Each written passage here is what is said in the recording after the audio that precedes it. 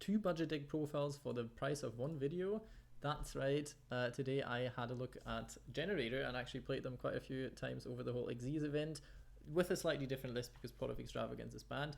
And first things first, this is obviously aimed towards the whole budget deck kind of thing. It's not meant to be the most optimal kind of list, because for the most optimal kind of list you would have to run a few ultra rares as usual, and obviously you would have a deck full of hand traps and whatnots. That is not the case here. This is a bit of a simple version. You already can see there's probably, if you're familiar with the deck, there's a lot more and worse Generaider monsters in the deck that you would usually run, but it works out this way, trust me on that one.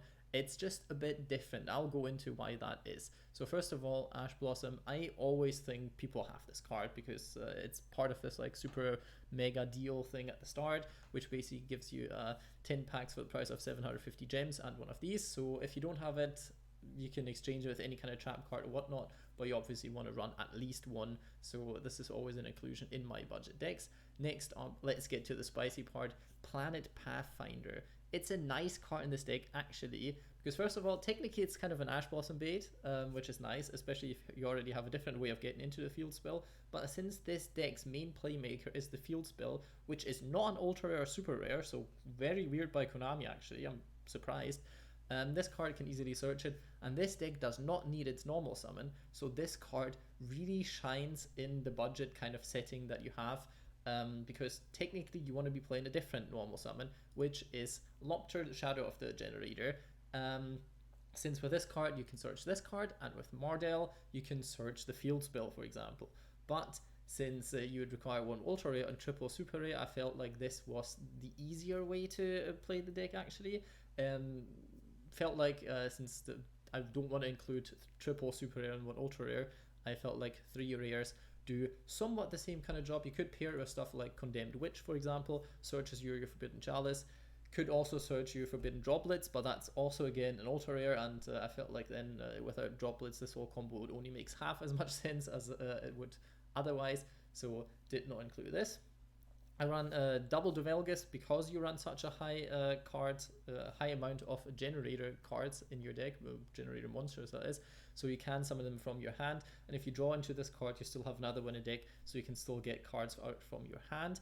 Could run one of the Wind Generaider boss, which is, I'm not talking about Mardell actually, I'm talking about the Frodi I think it's called, the card that lets your opponent draw when you destroy monsters. Could play it, but I felt I never wanted to go into it. It has 2,500 attack, so it sometimes comes in handy as the 3rd highest attack point monster in Generaider, I think.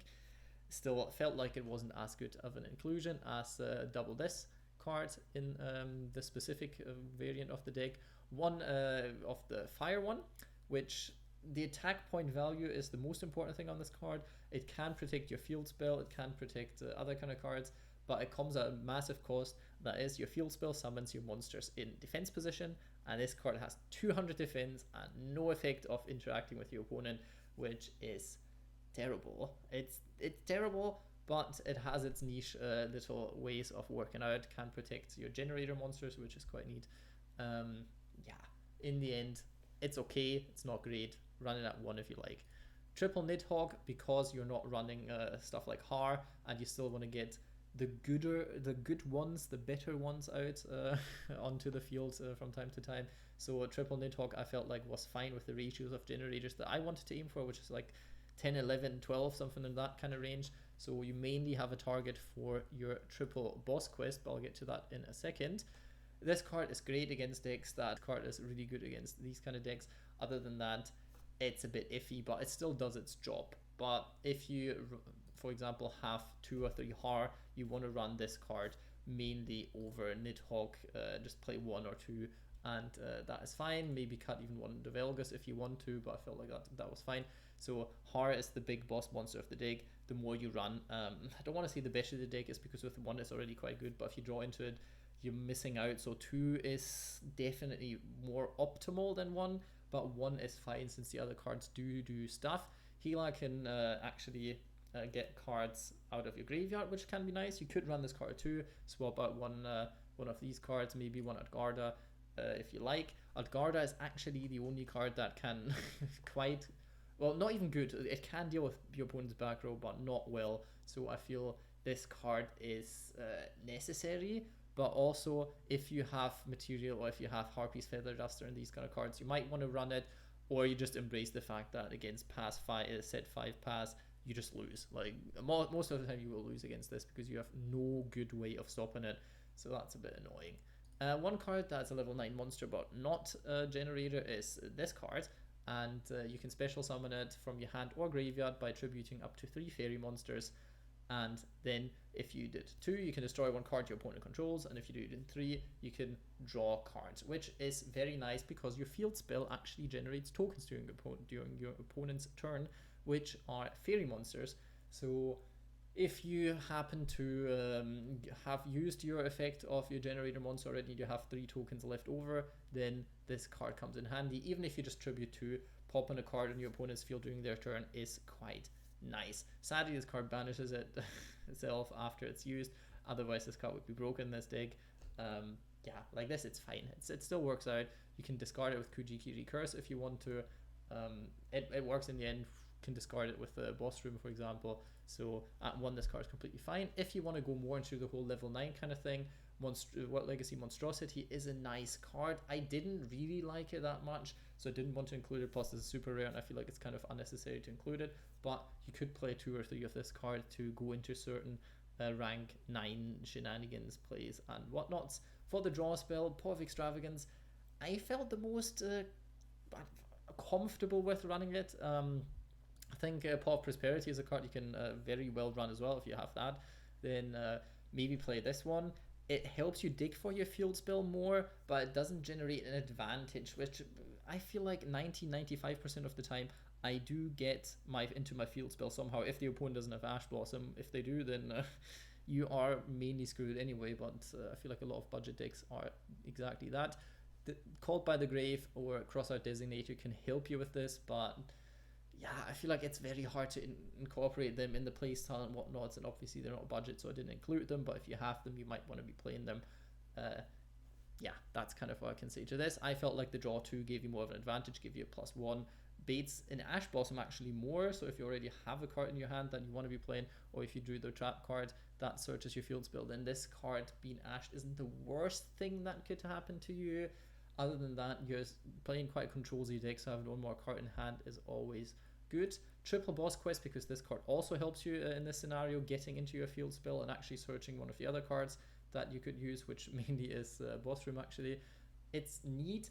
That's why I run the whole lineup of generators. That's why I run so many, because this card gets you into your field spell, and since you don't run the whole Mardell Lopter combo, this is your replacement basically for it. That's why you have to tweak the numbers. If you actually want to play the other cards, this deck profile is basically useless for you, because you have to tweak everything again so it makes sense.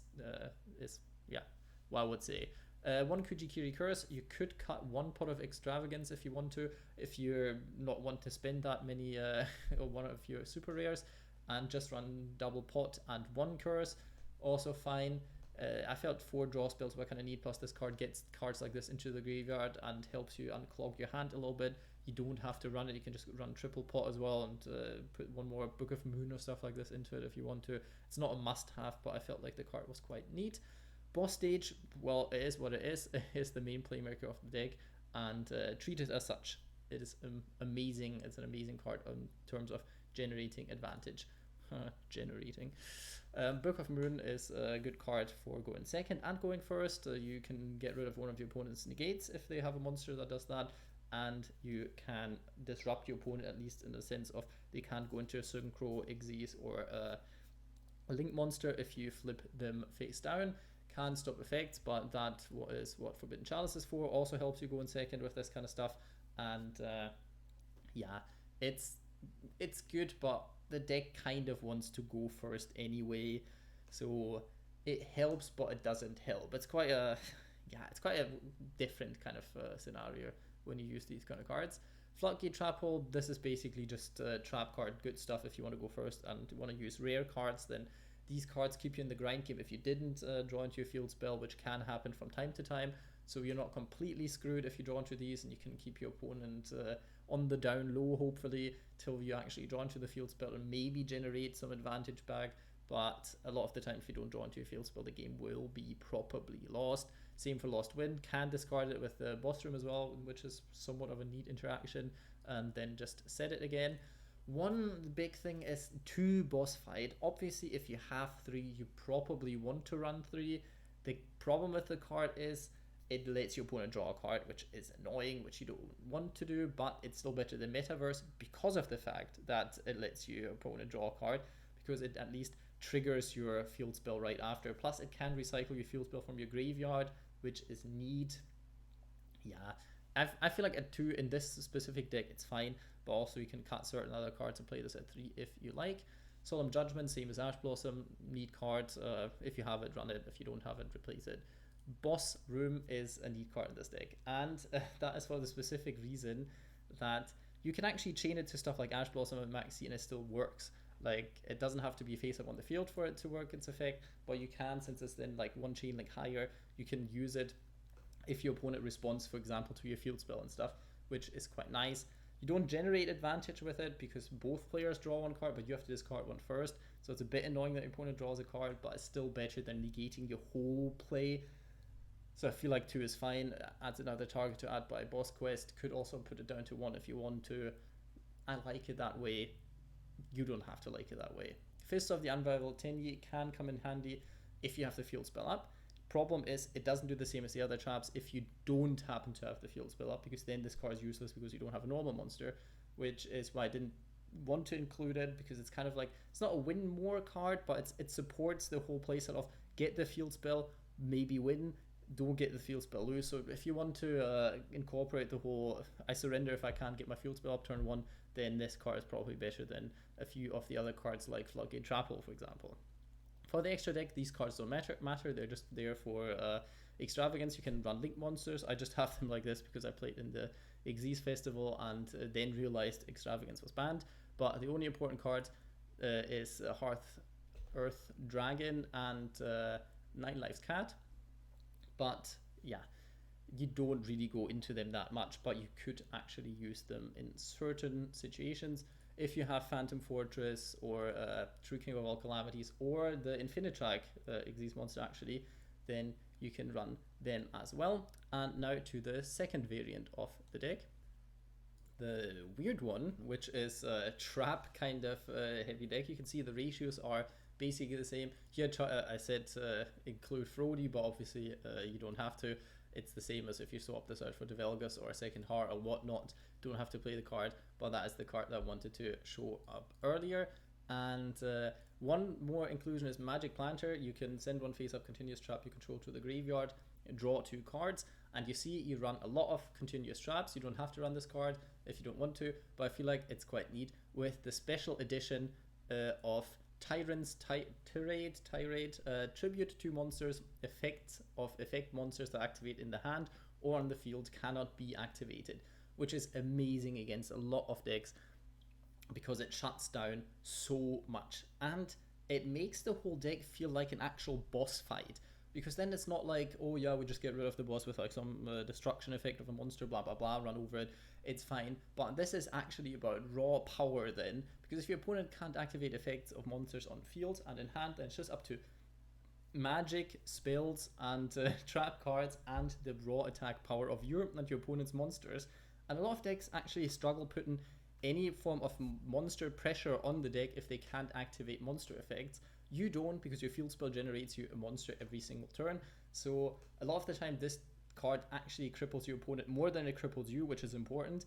Problem is, if you don't draw into your field spell, you can't use it, and you cannot use your generator monsters as well. So a lot of the time you wouldn't even want to summon your tokens then, because your opponent could just run over it. But that card actually against some decks works amazingly well, and against other decks it cripples you a little bit more, which is annoying. But obviously, if you can tell you're playing against the set 5 pass, you will not activate this card, which is why I only run it at 2. I don't want to have multiples of it, because if you can't activate it, you can't get rid of it by Magic Planter, which is annoying. But Magic Planter actually helps you turn it off if it gets too much into a grind game and you want to push for a game, for example, with some effects of certain cards. Other card inclusions, Fiendish Chain to annoy your opponent, also get rid of it with Magic Planter. Phantom Knights of Fogblade, same thing, but also you can use it on one of your monsters, and then your opponent cannot attack it. And that can stall out a lot if your opponent doesn't have a way of getting rid of this card, especially if with it you have the Tirade as a card on the field. Then you don't you care about your effects anyway, and it's actually quite nice. Your opponent can't finish you then if you have this kind of combo on the board. Other than that, it's the exact same deck, exact same concept, just more going first heavy and probably a bit more gimmicky. But this card itself I find so funny and actually quite nice that I wanted to include it in this deck. And with this variant, it works the best, I feel. Hope you enjoyed the deck profile. Do what other YouTubers tell you to do and leave a like, subscribe, blah blah blah if you liked it. But most importantly, have a good day.